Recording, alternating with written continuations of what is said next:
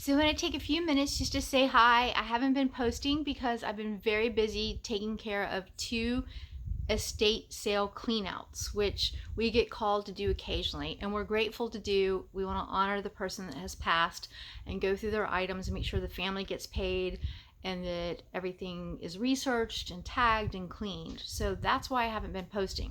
But other than that, I want to say real quick, several people have asked about having booth space. And yes, we have a store and we have over 35 booth spaces, all different sizes, different areas of the store, and with different people in them, and they're all locally owned businesses.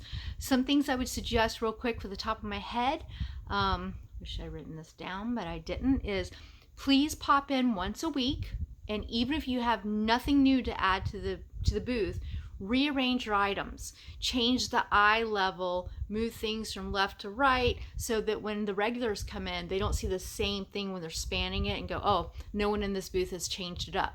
So just by moving things all around, it changes. Oh, that's different. Oh, that's different. That's different. So then they walk into the booth. The next thing is check your prices. If things are not selling as well as the people next door to you, you might want to lower your prices just 10%. In the same vein, if you're selling a lot of stuff, you might want to raise your prices 10%. Most clients are going to ask for a discount. They're taught to do that based on YouTube videos and thrifting videos and junking videos. They say that there's always room padded for discounts. Some booth people don't pad their prices because they just want what they want, but later on find out that people are going to ask for a discount, whether it's $5, $1 even, $35 and so on. So you want to give a little bit of wiggle room in there just to cover yourself, because usually in booth spaces you have a rent and a percentage commission. That's what we do with ours. So you want to cover that, pay for the item you got, make a little extra money so it's a win-win. The price should be a good price where the customer's getting a deal but you're also making some money. So keep that in mind when you're doing your pricing. If something was cool 3 months ago and now it's not cool anymore, don't keep on keeping on. When the trends show you that they're not selling anymore, mark your items down, take a loss even if you have to. That's the worst thing to say, but it's true. Get it out of there and put new, fresh inventory in there that is going to sell. There's nothing worse than leaving stuff in your booth for a year.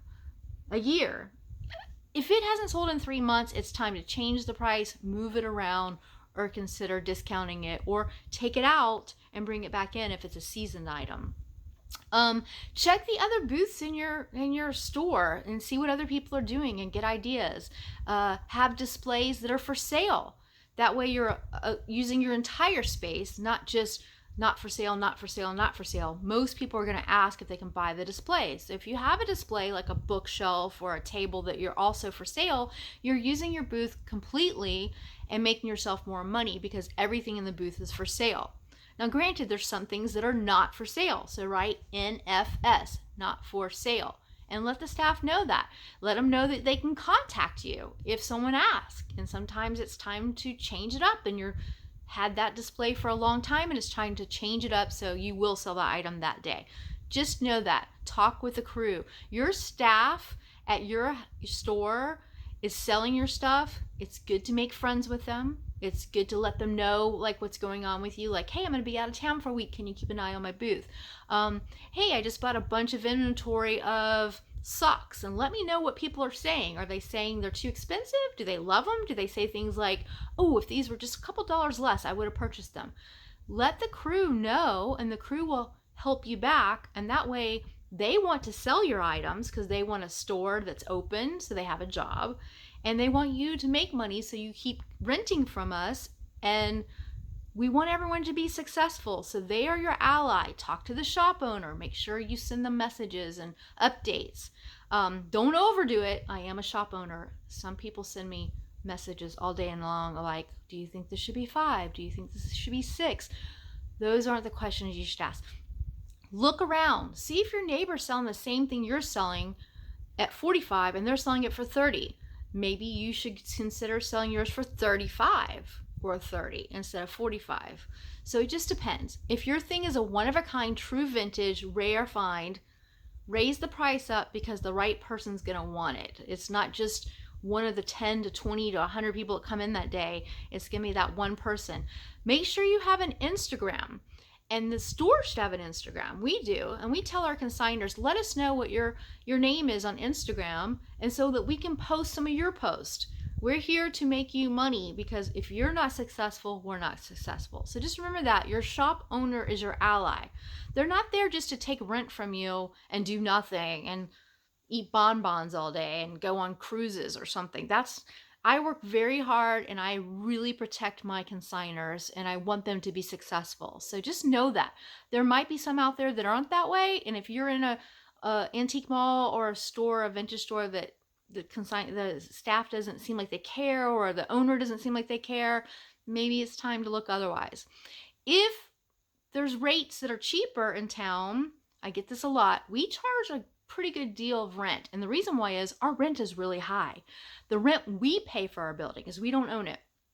But we're in a destination spot in Tallahassee, Florida. We're not just on the outskirts and in that such. We are right in the middle of it. And so our rents are higher. So yes, when you're comparing apples to apples, make sure they're apples to apples, because even though our rent is higher, your sales might be 3 times as much as paying lower rent. So I promise you, it is worth it. We also give reports weekly electronically to all our consigners. We hope that your people are doing that too in your mall, or your shop owners are doing that for you. Other people say they just get a check once a month and they don't know what they've sold. Well, we update it electronically. You can log in at any time and see what you've sold. We update it once a week, so you'll know what's selling, and that way you can change up real quick. What's another thing? Just keep an eye on movies and Netflix and magazines and what you see people wearing when they're walking around, and keep an eye on trends. Trends do make a difference. Although we sell vintage, we sell newer items too. Vintage never goes out of style, but some of the trendier stuff, you can make some money quick. So those are just some ideas. Make sure your booth is fun and colorful and not boring and not just one thing.